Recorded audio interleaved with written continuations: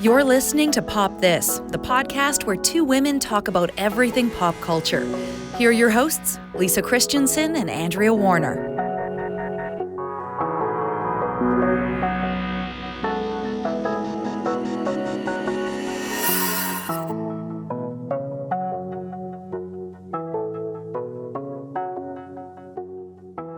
Okay, so we have a optional mask situation happening in our province. Yeah, we sure do. In BC, we have masks are optional now. I wear them everywhere still. God, yeah. However, I am tempted because I did go when the mask thing was lifted. I did go to Sephora, as people did. It seemed. Sure. I still wore my mask in there, but I bought makeup. I bought some lipstick and I bought new mascara, which of course you could have seen my eyes. But I read today that Gillian Anderson said she cannot go back to bras, will not go back to bras, said she doesn't care if her breasts hang down to her knees. She's not wearing a bra. Yeah. Well, I was going to say, if you've been to Sephora and used their samplers, your immune system's pretty good.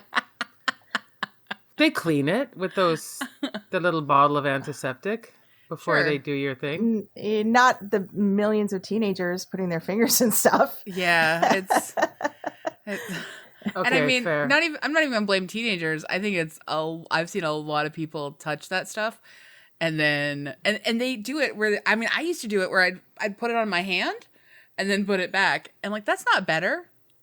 No, on the back of your hand. Yeah, the back of your hand, but still, Yeah. the back of my hand's touched a lot of stuff.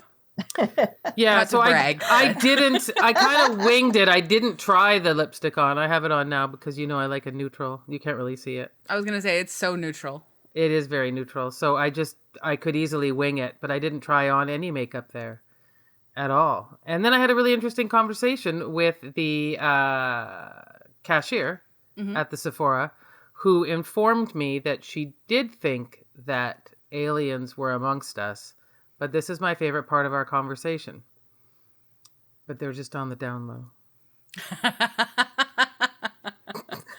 I mean, if I was working at Sephora, I may also speak of those things. I think that's the thing. Like everyone who is like working in public facing, like customer interaction jobs is definitely like, yeah, for sure. Some of these people gotta be aliens. Yeah. Gotta be aliens. That's not very on the down low, though, if you're in Sephora buying makeup, right? Or if you're wearing a mask. Yeah, you couldn't really tell. I Or guess. just, trying to make small talk with people that you're ringing up all the time must be exhausting, right? So well, and I'm maybe sure you have to dig deep. Aliens are either really good at it or not great at it. I don't think that there's like a middle ground. So can you imagine like some of those conversations are just like, so do you come here often? No. Are you from Mars? Exactly. Is that why? Always the follow-up question. Always the follow-up question. Only someone from Mars wouldn't be visiting Sephora very often. But I got such a rush buying makeup again. Mm-hmm. And I do like makeup. I'm sure we've had a lot of discussions about makeup and how we we're like all pretty makeup. Pro makeup. Mm-hmm. We've had, AG, you've made us all makeup. You made it for us. So yeah. So that is a whole other thing too. So there's an official Pop This lip color that AG has made. Yes, exactly. It's a raspberry. It's a raspberry. Yeah. And I just was wondering how you two were feeling about the masks, the makeup. I don't know, any more M things? Masks, makeup. I will say I have retired mascara, but I retired mascara like several years ago just because I found it starting to irritate my eyes. Oh. Me too, yeah. I love mascara. I love it as well because I have such tiny eyes and so little eyelashes. But it was just always irritating my eyes. It didn't feel good. I'm gonna wear masks. I don't know, maybe forever. At least particularly if I'm like, if I have a cold or something, like for sure. I am definitely gonna wear masks for every sort of like public interaction in a crowd. I take it off as soon as I'm outside. But even like walking through our building or stuff, like we we stayed in a little hotel for the first time this past weekend for like 2 nights. A little staycation that I had already had planned, even though I wasn't finished writing. So where'd you go? Well, it's a story. But first we tried to stay at this like, real basic AF place in the suburbs with an outdoor pool. Got there, did the check-in. Carlos did the bed bug check. Bed bugs. No. And so we had What? Yeah, and there was like we had our group had a total of 4 rooms booked. There was like 2 kids, like a bunch of adults. So we had to go to the front desk and be like, "Sorry, we found a bed bug and like we want to cancel and get our money back. We're going to leave." So then we like last minute 4:00 on a Friday found a hotel with like the last 4 bedrooms or the last 4 rooms in Langley. Did not have an outdoor pool. And so we had spent the weekend in Langley and actually had quite a I don't nice think time. I've ever heard anyone say that before. I had spent not. the weekend in Langley. I had not thought that it was a thing, but so I spent the weekend in Langley, and they have made masks optional for the people in the hotel. They've asked all the guests to wear them in the common rooms, but it is like in the common areas, but it is optional, and the staff is all masked as well. Yeah. So I definitely looked and judged harshly everyone who was unmasked. We maintained our masks the whole time. You gave them the unmascaraed stink eye? I sure did. Yeah. No makeup. I didn't even pack But my that's what I makeup find this weekend. But that's what I was going to say. Like, there's a conflict between wearing a mask and wearing makeup, I find, because my makeup is going to just smear all over the back of the mask. Yeah. Yeah. So the only thing I put on is like, I do my eyebrows typically, if at the very least. And I have maintained like relative like faithfulness to that. But what I was going to say is like, where I found myself like really, because I don't have to go out very often. So, because I'm working from home, I'm really lucky. I haven't really gone shopping much at all, but I decided that because we were in Langley, I had to go to a Nordstrom Rack because I hadn't been in one in Canada yet. And I didn't know there was a Nordstrom Rack in Langley. There is. There is. I was not aware of this. And you know what? I'm also going to say another great thing that we experienced was the Mr. Mike's outdoor patio in Langley is wonderful. Mr. Mike's. And I hadn't been to a Mr. Mike's since like they closed at Kingsgate Mall when I was like 9 or something. I know, me neither. And they've done a bit of a upscale like re-envisioning of their whole situation. And I had like this delicious. Anyway, it was great. You still have a salad bar? No. Not during COVID. Salad bars. Oh my gosh. Well, they got rid of salad bars in general when like basically like all of the health like sort of inspections. But they had it up past the 80s. Because they did. That's the last time I went to a Mr. I always Mike's. remember the Kegs salad bar. They had the salad bar too. Yeah, they got rid of that. Everything. I think most salad bars were dead by like the mid to late 90s. But you can still go to buffets, so I don't understand the difference. I mean, I don't know how much you can anymore. I don't. That's like the big. Will COVID kill the buffet? Is the big question. I know that apparently in Las Vegas. Yeah, apparently. Well, I mean, it's the big question for a lot of people who aren't concerned that COVID's going to kill themselves. They're just like, put it with the buffets. But I, as someone who has enjoyed a buffet in the past, and as someone who enjoys going to Las Vegas. Yeah, I was going to say. Buffets are pretty big in Las Vegas. So Carlos has been investigating what's happening. So they are doing like mini portions of food at the buffet that are all like individually right. Oh, I see. And they're handed out by someone. Right. So the buffets are sort of alive, and it's almost like a tapas tasting stations that you've got like throughout which I could live with. That's fine. Yeah, I mean some buffets do that for desserts anyway. Exactly. Anyway, all that said, sorry, Nordstrom Rack, I lasted 45 minutes inside, masked, warm. Is it worth going? Sorry? Is it worth going? Yeah. I bought a pair of shoes and I love them so much. And I also bought some fuzzy slide-on slippers that have a hard bottom because I like a hard bottom and a bit of arch support. And I'm super excited by them. Anyway, it was I like there's also a Nordstrom Rack in West Van. In Burnaby, there is a new H&M Home now. Oh, I had no idea that there was a Yes, home. and I went. It was brand new. Oh. It's in the new Brentwood Mall, which they call the Oh, with the amazing new- Brentwood Mall. Yes, I have been to that. I've sat on the plaza outside the Starbucks with my mother and my sister. So you're right beside the Sephora then? Oh, I didn't go into the Sephora when I was there though, but yes, I was. I love Yeah. how Lisa knows where the location of all the Sephoras Well, I saw the are. Starbucks. Yeah, I that's, saw it's this- right. It's right across the plaza. Honestly, it's like right. I love there. a mall, okay? You do. You know, I do. I do. love a good mall, and I'm not going to apologize. People always, oh, I went camping, and I'm like, good for you. I went to Metrotown, so.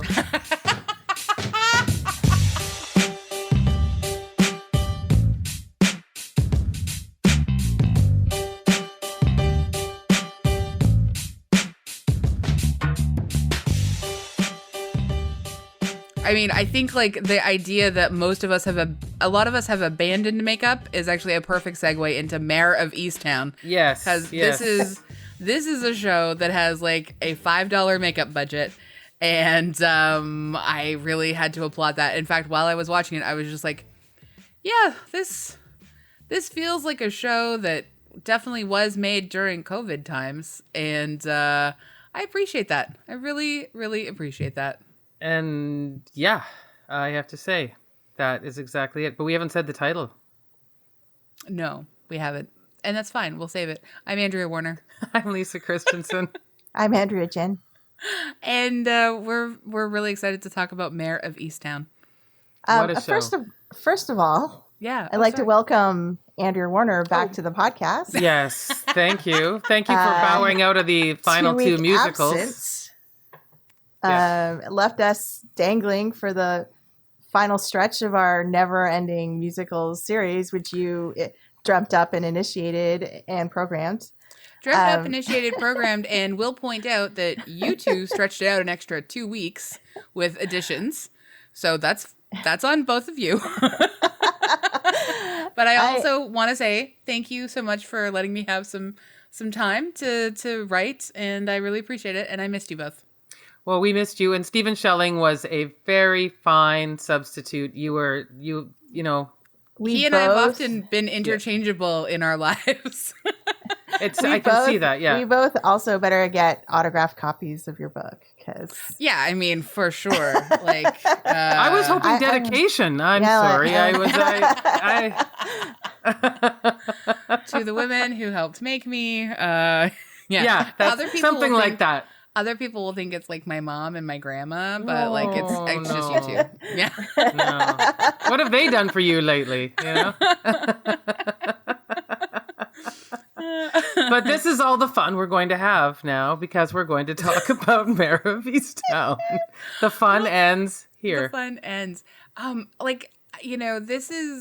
There were a few moments that were very funny, and you know how those kinds of shows where the show is so bleak that the moments of genuine humor like stand out in such sharp relief that they can take up more space than they otherwise might have in a different show.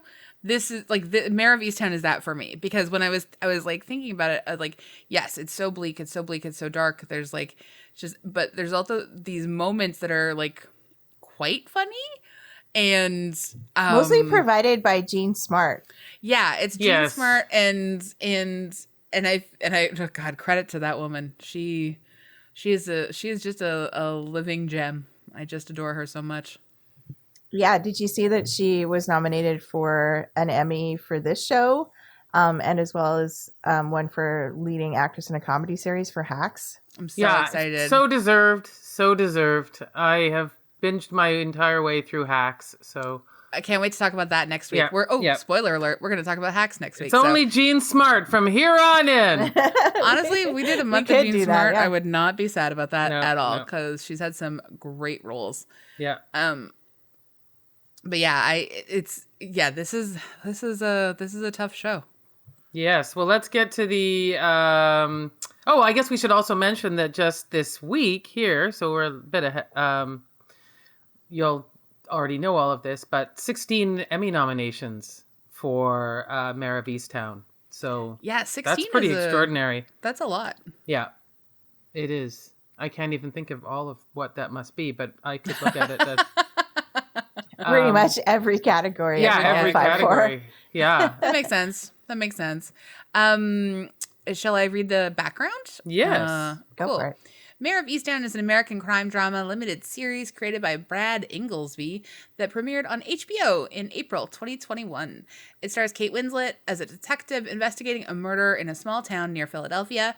The ensemble cast includes Jean Smart, national hero, Guy Pearce, Julianne Nicholson, Andrew Rhee Rice, David Denman, Evan Peters, Sosie Bacon, and John Douglas Thompson.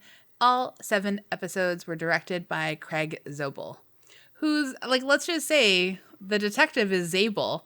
Do you think Craig Zobel did that? Yeah, I was wondering as a that tribute too. to himself? Do you think? Is that... I thought Zabel was a very unusual name, so yeah, I'm Yeah. going to go with that. I'm going to just assume it. Okay, cool. Yes. Okay, and I will do a synopsis then. In a suburb of Philadelphia, a detective named Mare Sheehan investigates the recent murder of a teenage mother while trying to keep her own life from falling apart. Mare is a local hero, having been the star of a high school basketball championship game 25 years ago. She has also been unable to solve the case of another missing young girl for a year, leading many in the community to doubt her detective skills. Her personal troubles include a divorce, a son lost to suicide, and a custody battle with her ex-heroin addict former daughter-in-law over Mare's grandson. So, yeah, so there's the fun. That's, I think you can...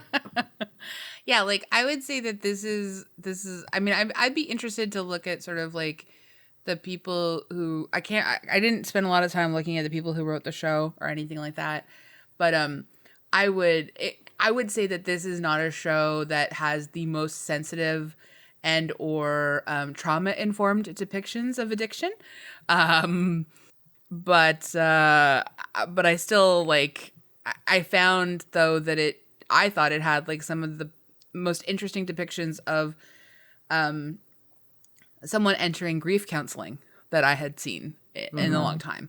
Mm-hmm. Like, it certainly doesn't, I think, afford, I don't know, just, like, afford the same care to, like, every person's story. But I thought it did a really good job about, you know, what it looks like to sort of finally get some help after going through several things that are incredibly traumatic. I felt for me, the show there was a kind of a interesting response by the audience, because I felt obviously very depressed watching it, but I also thought it had a very strong message about generational trauma and how it just keeps going and going and going and trying to break those cycles. But everyone else watching it was all like, do you know who did it? I guessed who did it. I guessed who did it. And that, I felt like that really was not the point. Of this. To me, it wasn't the point of turning it into a whodunit. And I don't know if the people who made it were thinking that, you know, that the audience would be all, I guessed it. I don't know if that was what they wanted, but I guess there were it really was a detective story at its heart as well. But I mean, while I was writing the outline for this episode, I noticed that, like, the early reviews that were done by critics before it was released were mostly pretty negative. Like, people thought it was dark and dreary, and it wasn't really a great story, and the characters were not that memorable. Yeah, but then like the New York Times, Mike Hale in the New York Times gave it a kind of a really poor review. Oh. But then, like, now we're at this point today where it's like one of the most buzzed about shows on social media. Like, people were talking about it every week and following every episode. Yeah. And it seems like it was like building and building and building. And now it's ended up with 16 Emmy nominations. And so I found that to be a very curious show arc. It did take me like, badly and end up like in this place with 16 Emmy nominations. Out of the 6 episodes, it did take me 2 to get, you know, where I was like, okay, I'll keep going with this, because the first episode I was just, wow, does this win an Emmy just for bleakest show on TV? And I don't even know if that's a category. Well, I mean, I think it is, but it's 7 episodes. 7, okay. I want to make sure that you watched all 7. I watched all 7. I watched Who Did It. So okay. Yes. Yeah. Well, I mean, I think like the Who Did It component and the negative reviews initially kind of make a lot of sense to me, because typically they release like 3 or 4 episodes. Or I mean, I don't know how many HBO released to critics in advance, but like if you just watch the first 3 episodes of this series, it feels kind of like, again, so dreary and so draggy and so heavy. And I found for myself, it wasn't really until the 4th episode that I was really in it. And I think it's because they just like, they don't give us a lot of information about Mare's backstory. I think until episode 4, maybe. And I think that was a missing piece of the puzzle for me. I love a flawed lead character. I love a flawed strong woman character. Like, that's an unlikable. Well, you really character. got one here in like times 100. But I was trying to figure out, like, because I mean, obviously, like, she's like, you know, just this like pretty, like, she's like kind of a hypocrite in a lot of her like moral and ethical stand. Like, she frames her former daughter-in-law for like heroin possession, even though the girl's like an addict and struggling really hard and stuff like that. And like, that's not cool. And she's, you know, she's a lot of the things that like people are extremely validly critical of police for. She uses her authority with little sort of like thought about you know, people's civil rights and people's humanity and stuff, and you know, trauma upon trauma upon trauma, like, kind of stuff is happening. And so like, but I also needed to sort of understand a little bit more about why everyone hates her, because I felt like we were just being told over and over again that she was a basketball hero and that now everyone hates her. And there was just like so little information about like what that what had changed, other than like, obviously people who are sports heroes in high school don't, if that's like their biggest glory, yeah, they're probably not the greatest people. But I mean, it was like such a specific level of malevolence like directed at her, and she was so bitter and so angry. And I feel like we didn't get to spend much time with her and her interiority, like, until episode 4. It took that long, hey? Because I remember when we did find out that her son had killed himself. That was a real, oh, that explains an awful lot here.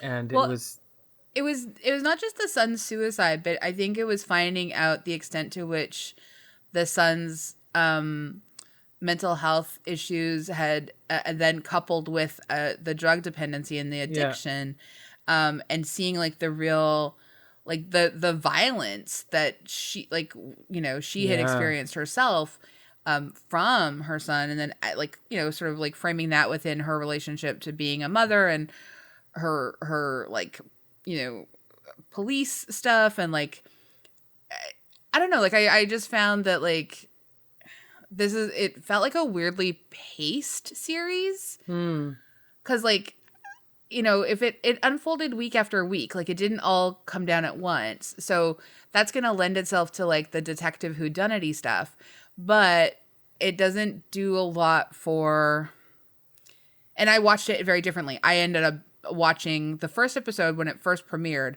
and then not returning to the last 6 episodes until the last 2 days. So it's very fresh for me. Yeah. But like, yeah, I don't know. It was a lot. Yeah.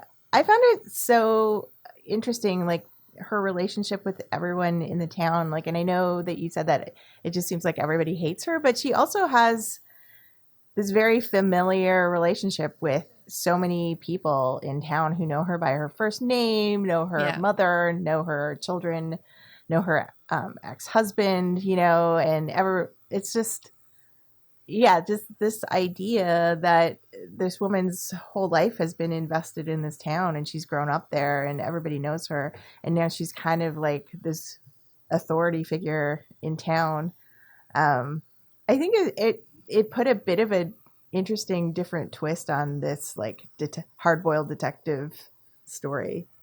Yeah, but she's also like town punching bag for a lot of things, you know? Like, and Mhm. it's like, that's like, and I mean, maybe that in and of itself is sort of like an interesting commentary. Like, if it was, you know, I know in the outline, AG, a lot of people were talking about sort of like the, you know, that she's sort of the feminized role, um, of the typical like detective, the hard-boiled detective, the noir detective is like a dude who's a heavy drinker, who's like got bad relationships with his family, who's, you know, sort of hated, and it's very different to see Mare sort of contending with that, because the violence seems different when it's directed at her. Like, it's much more like sort of the labor that the town expects of her and the hostility that the town places on her is not just about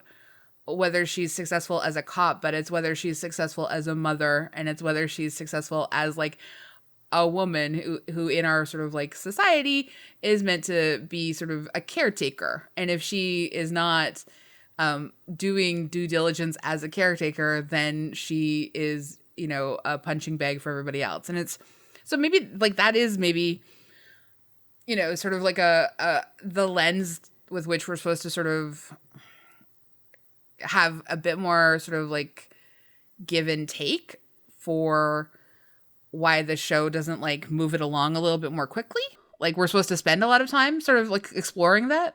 One of the things I noticed as well is that the whole town had that hypocritical stance, which was around the everything for family, man, everything for family. And then there couldn't be people more horrible to each other than these respective families. Like the lying, the cheating, and like the abusing violence. a teenage girl, like oh my like God. Honestly, everybody in that town was suspicious of doing something to a teenage girl. Yeah. Every single person had an opportunity, and it looked like they could have been guilty. All of them had the opportunity. All of them could have taken advantage of her. Many did already. And so this whole idea of how, you know, we're a tough town, but we're good people, you know, we're good folk. I think the show definitely wanted to show up that whole side of small town America that is not being held together very well. Yeah, I mean, I found myself wanting to tune into every episode, not necessarily to find out more clues about who did it, but just to see more of this town and more of this life and more about Mare. I wasn't really super invested in following the plot line. No, it went off on some directions I was not expecting either. Yeah, and that's you true. know, I did not think we would have a man who kidnapped.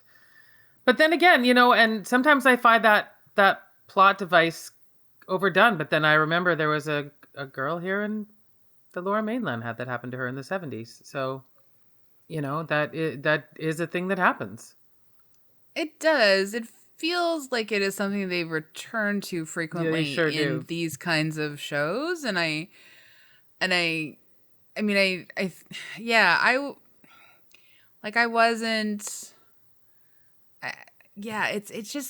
just like, I mean, I'm here for a show that wants to explore intergenerational trauma and wants to explore trauma and wants to do and say interesting things about it.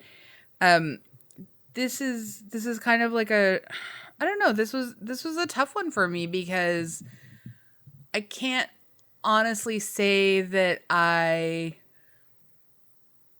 enjoyed the show. You know, like, I mean, I would recommend it because I think that the performances are quite good, and there's some really there are really some incredible performances that are happening, and there are some moments and some narrative threads that I really enjoyed and admired, but like I don't know, just like this, like just like the ongoing sort of like girls in danger and girls like on the receiving end of like sexual and physical violence. I don't know, man. Like I don't love that we're still here. Yeah, in but I this don't love moment. that we're still here in that moment in the sense that this keeps happening to young girls over and over and No, over again. yeah. So yeah, it's a fine line to walk where it does it. So did you feel it was exploitive?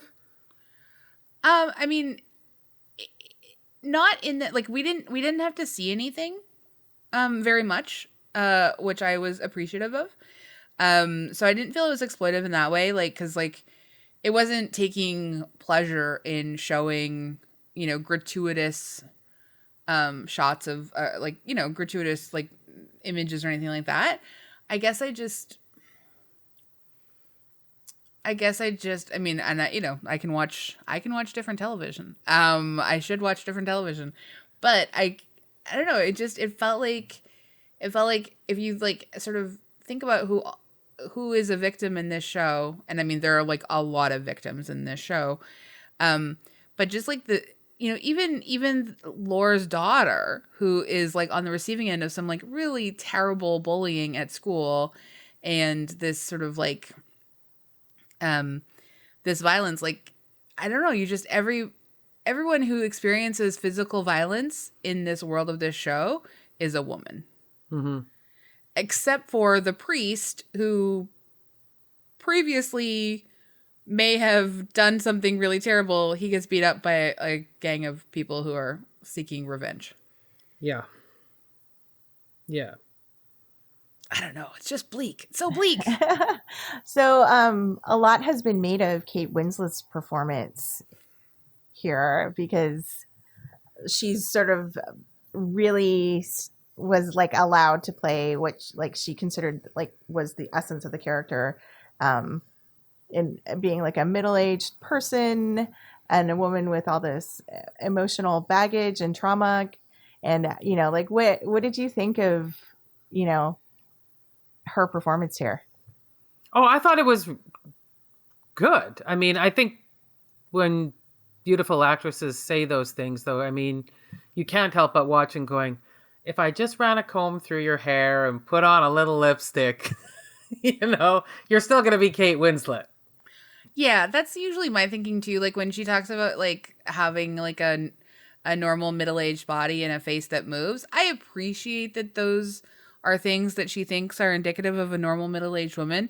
She still does look like Kate Winslet. She's still 46 is not quite, 56 or even 66, right? Like we've seen in other shows. So in Hollywood, middle age is like 30. So, well, that's fair. I mean, yeah. Okay. Yeah. No, I mean, I appreciate those things. I think, like, it is interesting to me that she had to fight to, like, have her small, tiny stomach roll included and not edited out. Like, those are important editing shots, I think.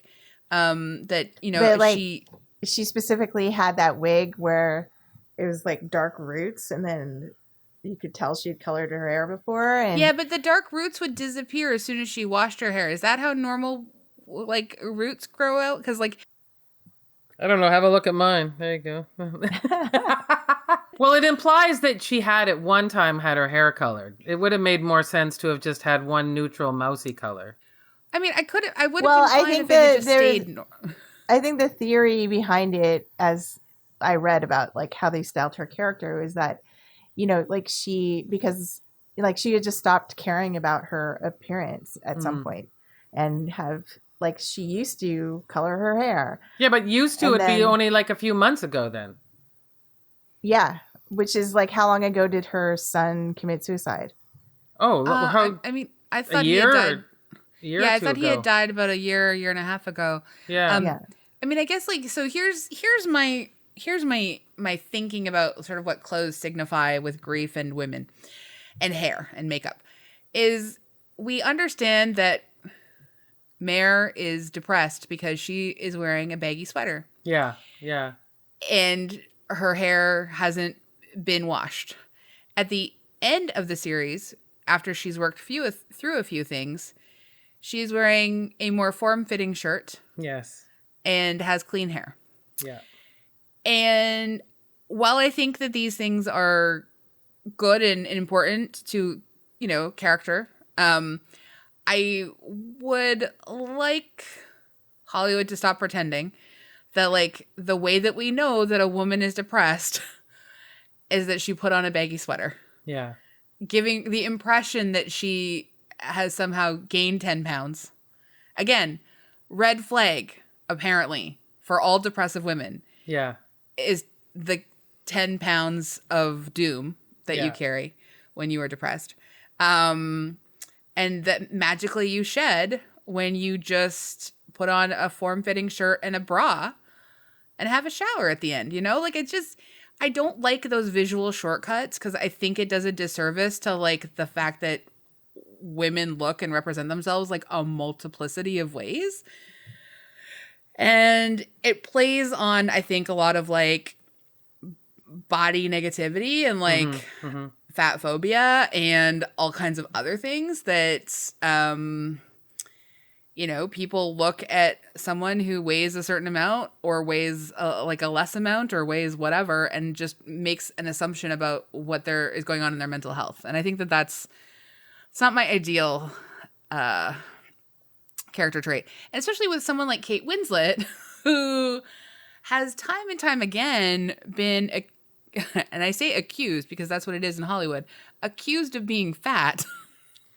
Yeah. I mean, I just As you said, 30 is middle age in there. So yeah, it's not, and it's, I don't blame her at all because she's like a victim of the system in Hollywood.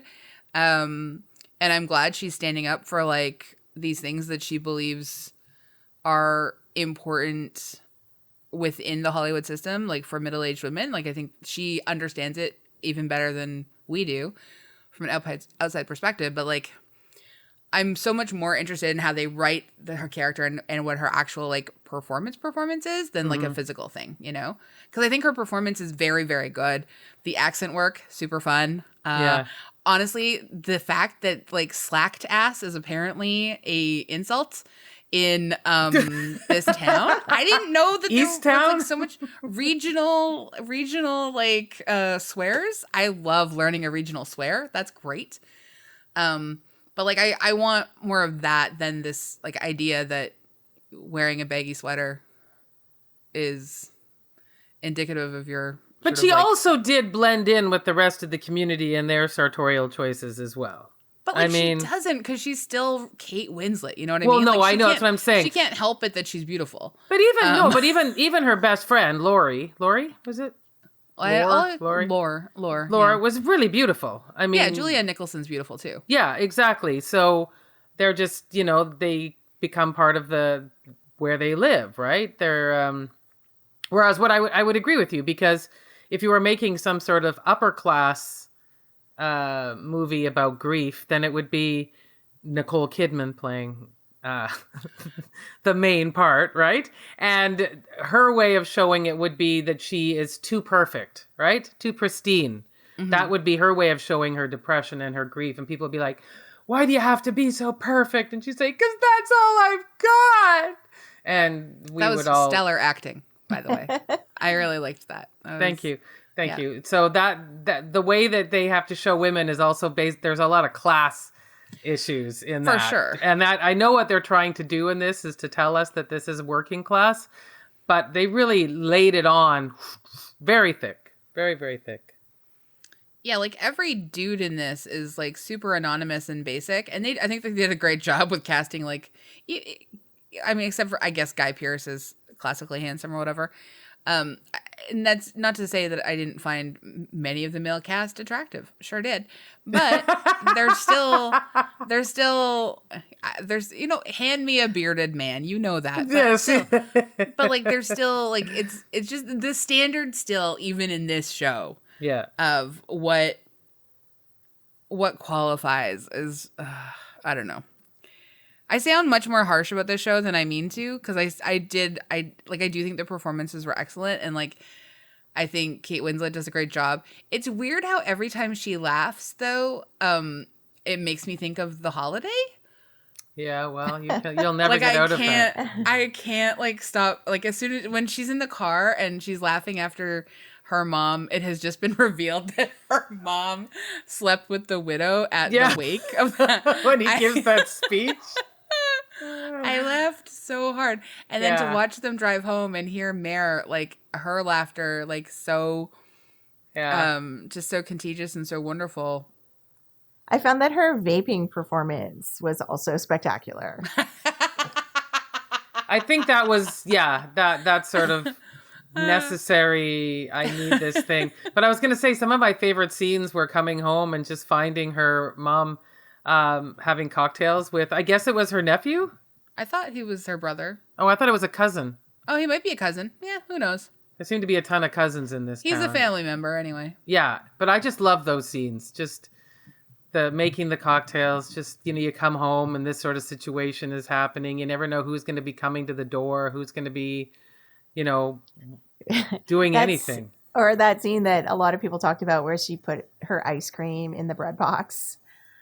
And then she proceeded to fall and have to go to the hospital. And I was just like, man, what's happening to that ice cream? Yeah. So many questions about that ice cream. Yeah. So many questions about that ice cream. And then we had a lot of weird subplots that I felt like I'm not going to rewind to or whatever, go back to watch again, but I didn't really understand the subplot with the murdered girl's boyfriend and her best friend and destroying the diaries. Yeah, that came out of nowhere. And also, why is the boyfriend such like a violent psycho that he's going to drag the girl out from under the car, threaten her with a gun? I didn't understand any of that. It's a lot of red herring crap. I guess that's what it was. Really care for. Like the priest one with the bike made sense. Like I got into some things in the last place and I was just going to get rid of the bike, although anyone can tell you that's not going to end well. But yeah, there were some red herrings and it's just trying to take you away from it that I felt like, were a bit unnecessary. There were like a lot of stories going on here because we were trying to solve the girl. We were trying to solve her family issues. Like let's be honest, I'm actually very impressed that Mare got up in the morning. Yeah, she had a lot going on. Like with her daughter and her situation as well. I mean, everyone's used to daughters hating you, but wanting to make a documentary about her brother and blaming her for her brother's death. I mean, yeah, well, I mean, there is notably a lot of depictions of motherhood, different types of motherhood in this story. It's a lot about mothers and their relationship with their children. Nonstop. I would say like this is 100% a show about murders and mothers. And like the I didn't think that the daughter blamed her for the death. I thought that she blamed her for making her find her brother. Like I thought that was part of it, but I think she said he hated you, and then they showed us those scenes where he was always screaming at her. No, that was the girlfriend that said that he hated her. The ex, that was the girlfriend that said that he hated you. And I mean, again, like all of that sort of is like some pretty specific to like and pretty stereotyped depictions of addict behavior and stuff, and even Bethy's brother, Frankie, and like, and I mean, I understand like absolutely like drugs have and addiction and poverty have like really ravaged a lot of sort of smaller towns and working class towns and like industry based towns and stuff. So like, I'm not denying that. There are so many different ways to depict addiction and like it's the consequences on people, and like this was, I don't know, it just didn't feel like it did much to give any real humanity to people who are dealing and living with addiction, like it was pretty like vilifying, and which is maybe how it feels when it's an epidemic, like an absolute, like that's what, in the sense that maybe the harsh kind of overdone depictions was to give us a real sense of the urgency.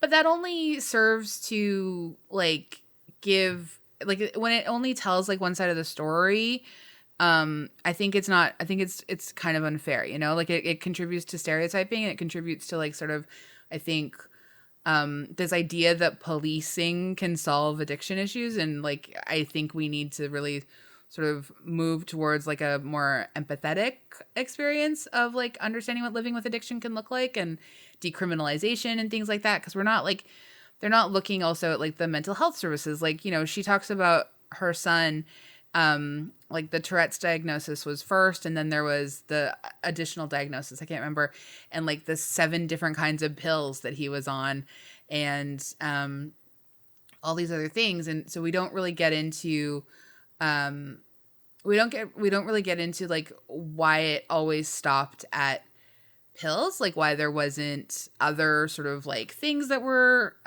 things that were possible, or if they had some sort of like family thing, like therapy's only for rich people, like even some semblance of that as like a class difference in terms of like who had access. But it seemed like they, you know, she and her husband had tried marriage counseling before they divorced, and she never had grief counseling when her father died also by suicide. And I thought they get to a place that's like a more fulsome understanding of sort of like the fallout of trauma, and as you said, like the intergenerational trauma and mothering and stuff. But like we don't really get even much of a sense of resolution between the 3 generations of women in the Sheehan women, like the daughter Mare and Jean Smart. At the end, they're at like that restaurant, and oh, that's an amazing scene. Yeah, it's such a beautiful moment. It's so powerful. And I mean, those are the kinds of moments that like I think feel really, really real, and because they are really real. Like those are things that happen in families all the time. All this other stuff just doesn't. It's not dealt with the same sort of like deft humanity, and I think that's what left me kind of like a little bit like, this is a little bit of poverty porn and trauma porn. Yeah. That I would agree with you there. Yeah. I felt that. And then I would just default back to, I wonder who did it. So. I did also enjoy that episode with Detective Colin Zabel's. His drunk scene. Oh my God. I love Zabel so much. Yeah. I don't know that I have. Yeah, it was so weird how much I loved him. Yeah, I was upset when he was killed off. That was such a surprise. I was not expecting that. Yeah. And just quickly, between the eyes, just done.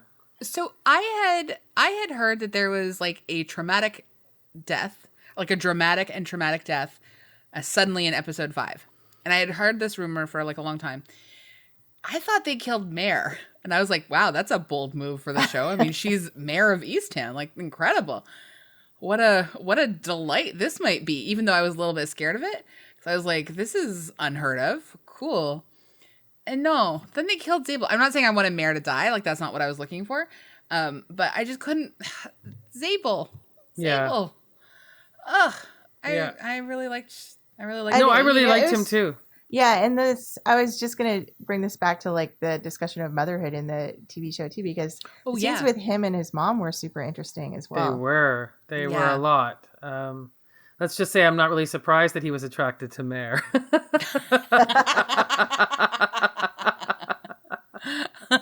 We have some issues to resolve there. I mean, you know, we've all been there where we're basically attracted to someone who's our parent, right? That's normal. Standard. That's normal, right? Everyone? Sure. Yeah, sure. Yeah. I mean, I really liked the sort of like fledgling nature of their sort of like connection, and it's like it's so weird in a show like this that has so many like incredible portrayals of like is it I've thought about this a lot in the last 2 days.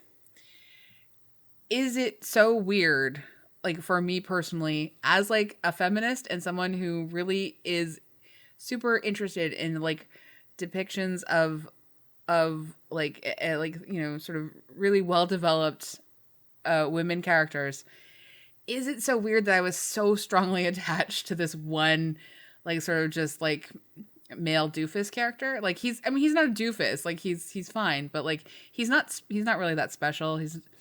But I thought the performance was so charming. It was interesting to see Mare kind of having a hard time leaning into it, but ultimately she did. she threw off the author and decided to be with, who was a bit more on her level, right? Like they both were in the same kind of position with kids and life issues and divorce. And here was this breath of fresh there to like her and stuff. And that she really, did seem to like that. I mean, her mother would have gone completely crazy, and she did. So, well, I mean, there's also in the flip side of like him living with his mother and having that close relationship, she's grieving the loss of her son. Yeah. So there's like the other way of that particular relationship as well, which could get thorny and dicey and stuff. But I just really, I enjoyed, I guess, what I think in this show that is so dark, having this like little moment of innocence and sort of like affection, and like getting to see Mare really unbalanced in a different way, and a different dimension of her, and I think it changes her, quite a bit, because obviously she becomes this sort of like hero, but at what a terrible cost, Oh God, and then having to deal with that, and having to sort of really, and having that therapist again, oh my God, the therapist, what an excellent therapist. I really loved how those therapy scenes were like written. I thought they were really effective. And I was like, God, if people can't afford therapy, which so many people can't, watching at least a few good scenes of good therapy within a TV show can be a real rescue remedy for a lot of folks. Agreed. I also thought that I think this is how you say her name, Angourie Rice, who played Siobhan. Her performance was really great too. Oh, she's great. And I was trying to place her as I was watching it, and I realized she's in the Spider-Man Homecoming and Far From Home movies. She plays Betty, the blonde student. Oh, I don't remember her at all. She's it's quite a different performance. And the girlfriend is Kevin Bacon and Kira Sedgwick's daughter. Oh, really? The boy, with the mother of her grandson. Yeah. Oh, she looks like Kevin Bacon now that you mention it. That's fascinating. Well, that's very reassuring, I'm sure, to the whole family. In case there are any parentage questions. Yes. I thought she did a great job. I did too.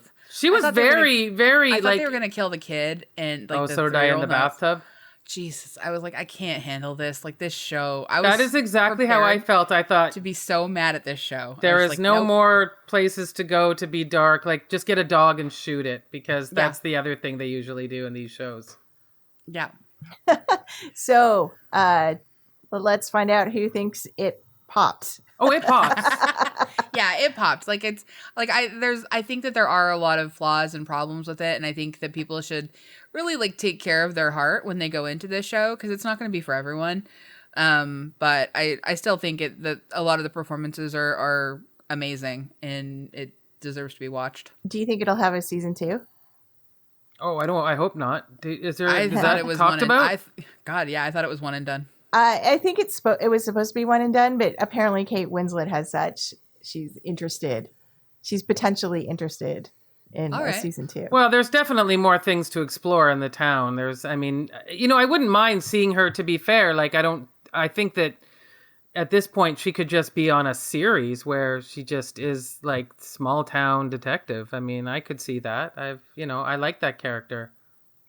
Yeah, like a Midsummer Murders type thing. Yeah, I was just going to say Midsummer Murders. Yeah. But by the time I got to season 3 of Broadchurch, I was just so done. Like, I just thought, I can't believe I'm doing that. Broadchurch really pulled at a lot of like that. They tried real hard to keep it going. Yeah. But the performances again of the leads are so good in Broadchurch. I know. You can't. Yeah. I know. Yeah. I think this pops. I would recommend it. Yeah.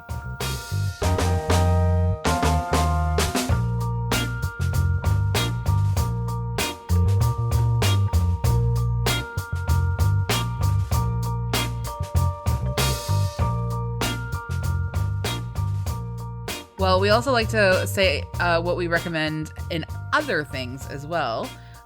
Lisa, would you like to go first? Sure. I just finished watching the Summer of Soul documentary. Oh, I haven't watched it yet, but I'm excited. It's great. It is really great. Yeah. It took me a little bit to get into because sometimes there's a standard feeling to documentaries, but this one I think breaks the mold. Do you agree? Yeah. It really leaned on the music a lot more than most music documentaries. And it's the perfect thing to watch in the summer. Like, it's the perfect summer movie. It's very timely. I mean, yeah. In that way, it's also very sad in that we've been, the Black community has been going around in circles with the same issues. So the fact that they have to keep refreshing it every few years and act like, to journalists that this is something new, that when you watch this documentary, you're just reminded of, Yeah, and also, the fact that everybody knows about Woodstock, but nobody knows, about this festival that was happening at the exact same time. Yeah. As the moon landing, too, which is also kind of interesting. I guess that's a lot of news in 1 week. I got to say that for sure. But anyway, highly recommended. Awesome. I can't wait to watch it. AG, what about you? I'm going to recommend a book I'm reading called Crying in the H Mart by Michelle Zoner. Oh, I've heard of that. Japanese Breakfast. Breakfast. It's her memoir about growing up Korean American and caring for her mother as she was dying from cancer, and just like her mother's death kind of making her grapple with her Korean identity, and yeah, it's a great memoir, and it's based on her 2018 essay that she wrote for the New Yorker called Crying in the H Mart too. But yeah, I'm really enjoying it. Highly recommend. Awesome. I can't wait to read that too. I love Japanese Breakfast, and her Japanese Breakfast music is amazing. So also check that out. Yes. I have been watching season 2 of I Think You Should Leave. Oh, yes. The Tim Robinson sketch comedy show that's very weird and very weird. Sometimes extremely funny. Coffin Flop.